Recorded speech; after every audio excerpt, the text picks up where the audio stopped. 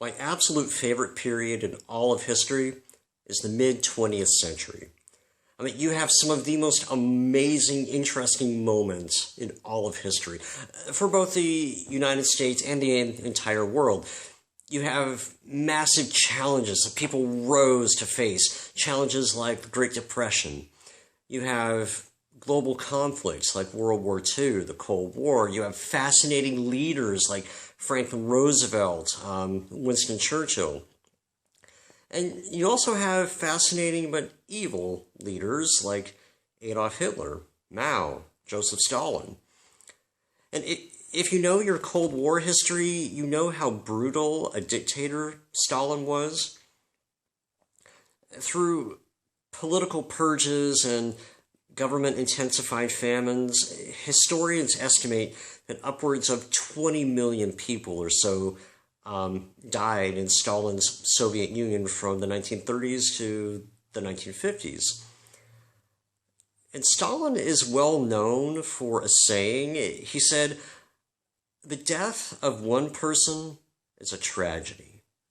The death of a million, it's a statistic." These days, every morning in my newspaper, there's a coronavirus tracker, and it shows how many people in California have been infected and have died. And it also lists statistics nationwide and worldwide, and these numbers are staggering.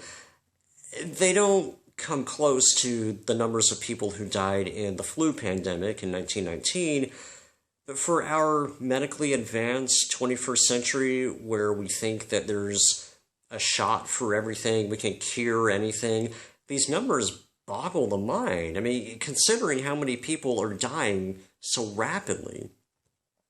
And you know, when numbers get to be so great and so overwhelming, it's difficult for us to wrap our minds around this. It's difficult for our minds to comprehend this kind of tragedy on this kind of scale, so we distance ourselves from it by ceasing to think of these deaths as individuals, as people with jobs and talents and hobbies and pets and families who love them. They simply become statistics.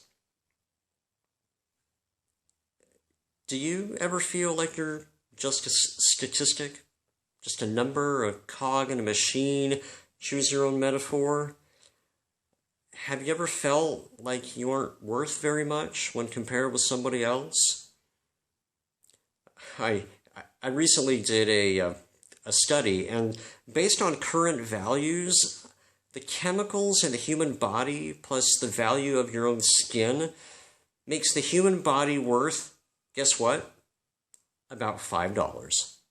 That's right, your body is worth $5. So you feel better about yourself now? Yeah? About 2,000 years ago, in Luke 12, Jesus says that God values even little birds, sparrows. It says that not one of them is forgotten by him.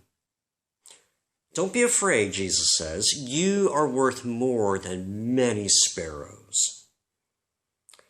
Now, I'll be honest with you, this passage has seemed a little weird to me for a long time because my first reaction, like yours, probably is, well, no, duh. Of course I'm worth more than a bunch of birds, right? But I think what Jesus is doing here in Luke 12 is actually not a comparison between human beings and avian creatures.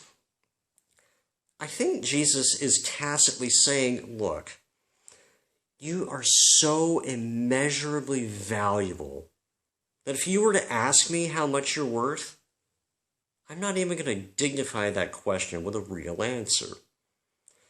Because you can't put a price tag on how much you are worth to me. You as an individual created in the image of God, you with your unique individual traits, you with your unique social circle, you with your unique life experiences. There is no amount that can express how valuable you are to God. You see, you are not a number on a list somewhere. You're not a statistic. God made you, God knows you, and you are loved. So go today with the assurance that no matter how big or overwhelming our current pandemic thing is, you are known intimately by the Creator of the universe, and you matter.